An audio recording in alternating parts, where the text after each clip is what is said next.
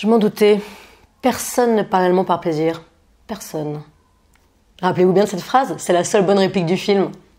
Non, je rigole. C'est pas la seule bonne réplique du film, il y en a deux, mais je me rappelle plus de l'autre.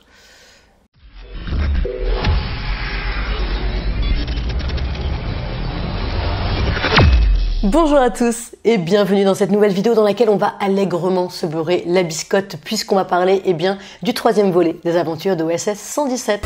Les Africains sont joyeux, sympathiques, ils dansent bien. Très bonne analyse, super. Après les deux premiers films réalisés par Michel Hazanavicius et sortis en 2006 et 2009, c'est Nicolas Bedos qui reprend le flambeau pour réaliser OSS 117, Alerte rouge en Afrique noire. Ce titre est beaucoup trop long. Putain.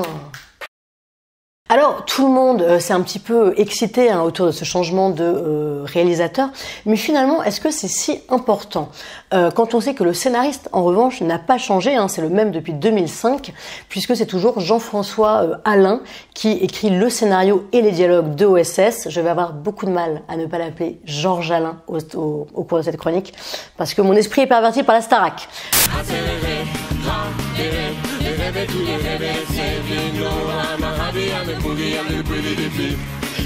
Jean-François Alain, donc, c'est notamment l'un des premiers auteurs des Guignols de l'info, c'est également un des auteurs de Groland.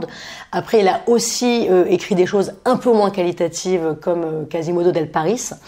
Mais on lui doit donc surtout ce qui, pour moi, constitue clairement certains des meilleurs dialogues de comédie de tous les temps, à savoir ceux des deux premiers OSS. Et le fait que son nom et que son implication dans le film reste quand même assez confidentiel par rapport au nom de Hazanavicius qui est beaucoup plus mis en avant, eh bien elle résume bien, je trouve, cette injustice qui est assez propre au cinéma, à savoir, on va toujours mettre en avant les réalisateurs au détriment des scénaristes qui, eux, restent plutôt dans l'ombre. Après, Hazanavicius, évidemment, a participé au dialogue du film. Il est compliqué, du coup, de déterminer lequel a écrit telle ou telle réplique. Mais je trouve qu'on a quand même trop tendance à partir du principe qu'un réalisateur écrit ce qu'il filme, ce qui est en fait rarement le cas. Après, il reste évident que la mise en scène est extrêmement importante dans la comédie parce que la gestion du rythme, la gestion de l'espace peut transcender ou pas un gag. Hazanavicius s'est beaucoup inspiré entre autres de Black Edwards pour OSS et il a très bien utilisé ses multiples références dans sa mise en scène. Autant dire que passer après lui allait être assez compliqué pour Nicolas Bedos. Ce qui est très intéressant, c'est la façon dont Hazanavicius, Jean-François Alain et les producteurs Altmayer de Mandarin Film se sont emparés de l'univers de OSS 117. OSS 117, à la base, c'était 260 romans, plus de 260 livres écrits par l'écrivain Jean Bruce. C'était donc à la base une saga littéraire qui, comme le seront ensuite les livres de Ian Fleming sur James Bond, qui étaient des romans très bien documentés et très sérieux sur le milieu de l'espionnage et qui ont connu, grâce à cela, un grand succès public. Et au lieu d'adapter ces livres pour en faire une série de films très premier degré, comme ça a été le cas notamment avec James Bond, qui est en plus un personnage quasi omniscient, omnipotent, eh bien, Hazanavicius et Alain ont créé ce personnage d'espion complètement bête et complètement imbu de lui-même, Hubert Bonisseur de la Batte, qui est à la fois l'incarnation de l'élégance à la française et des traditions françaises et qui en même temps incarne cet esprit français colonialiste, raciste, misogyne, antisémite d'un autre temps, mais qui était quand même, il faut le rappeler, une norme il y a encore quelques dizaines d'années. Le président vous recevra à 16h. Parfait. Le temps d'enfiler mon costume colonial. Blanc. Clair. Mon costume clair. Et l'ironie un petit peu tragique en plus dans tout cela, c'est que les héros de la France, à une époque, ont été en grande partie comme le personnage incarné par Jean Dujardin dans OSS 117. Mais revenons en 2021, les producteurs donc ont confié les rênes il y a environ 3 ans à Nicolas Bedos pour qu'il réalise donc le troisième opus de OSS 117, avec toujours au scénario Jean-François Alain. Dans ce nouvel opus, OSS 117 apparaît comme dépassé par la nouvelle génération d'espions, incarnée par Pierre Ninet, qui est clairement une grosse plus-value pour le film. OSS 117, je vous présente OSS 1001. 117, le vrai, l'unique, la légende. Et OSS 117 est envoyé en Afrique pour contrer une rébellion communiste. Et il découvre, eh bien, par la même occasion, qu'on n'a plus le droit d'être raciste. Non, si, je vous assure, parce que le monde a changé. Donc les personnes noires n'acceptent plus qu'on se moque d'elles. Enfin bref, on ne peut plus rien dire et on ne peut plus rire de rien. Ce qui est amusant, c'est que Hubert Bonisseur de la Batte apparaît ici un petit peu comme un alter ego de Nicolas Bedos, qui ces dernières années s'est justement illustré dans certaines polémiques concernant notamment son humour, concernant ses prises de position publiques. Il a même fini par quitter les réseaux sociaux en disant que de toute façon, on ne pouvait plus faire de l'humour comme autrefois et que du coup, il renonçait à Instagram. Ouais.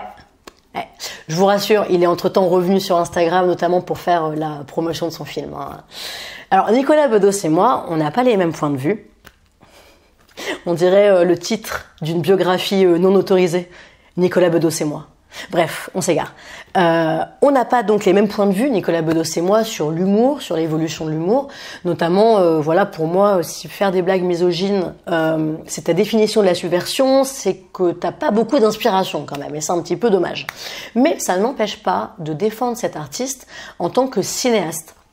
Parce que il a été injustement snobé, je trouve, par les gens du métier au début de sa carrière de cinéaste, à cause de son côté notamment tête à claque revendiqué et affirmé. Même si La Belle Époque, son deuxième film, lui a permis d'obtenir un succès critique et public, son tout premier film est vraiment passé inaperçu. Son tout premier film s'appelait Monsieur et Madame Adelman.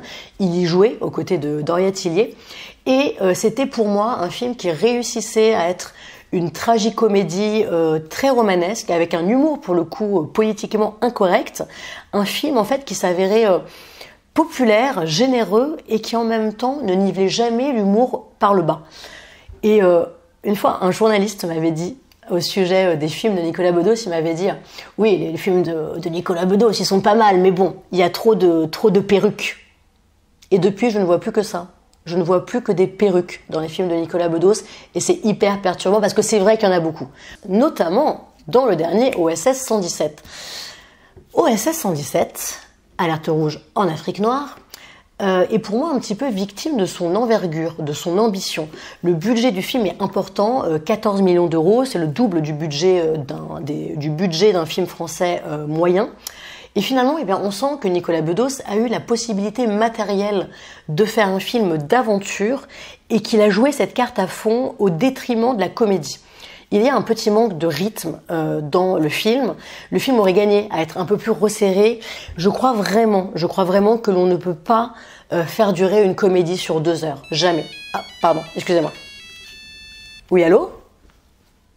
Monsieur le Président. C'est entendu, je leur transmets. Au revoir. C'était le président René Coty. Il m'a demandé de vous informer que si vous aimez mon t-shirt, eh bien vous pouvez vous procurer le même sur le site pampling.com et avoir une réduction grâce à notre code promo Gardien20. Toutes les indications sont en dessous de la vidéo. Ne me remerciez pas. Je ne suis qu'au service de la France, vous savez.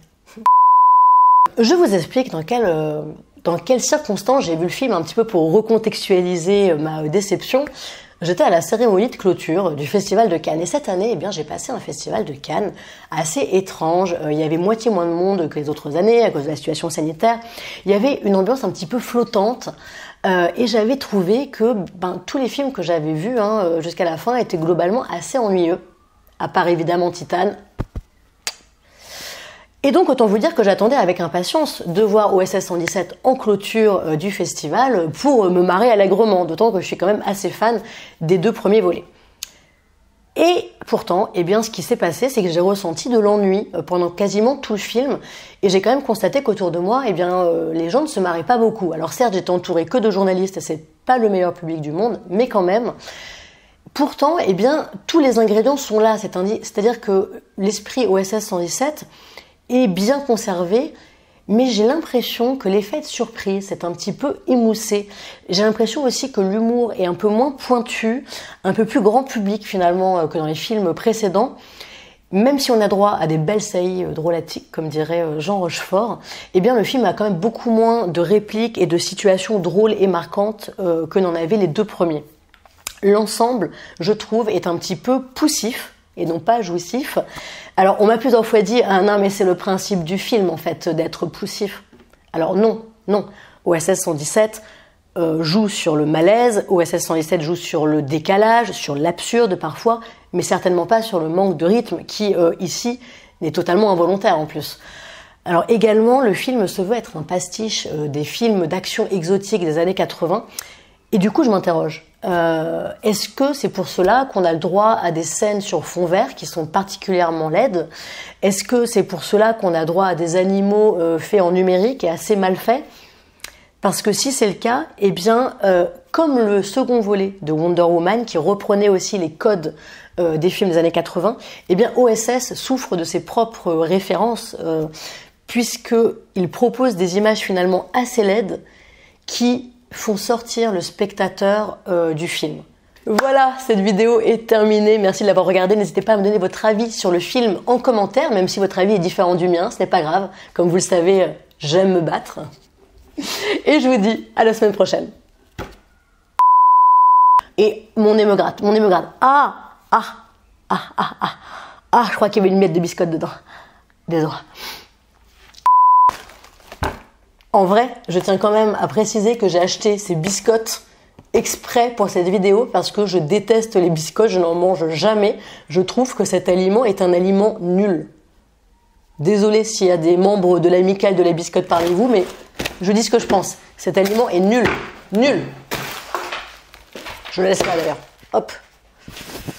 Hop là.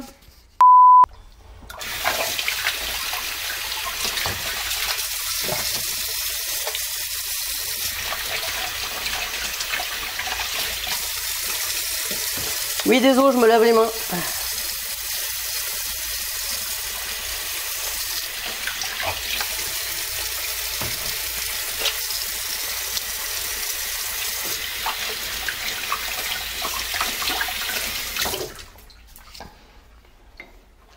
Tac, tac, tac. Hop là. L'hygiène avant tout.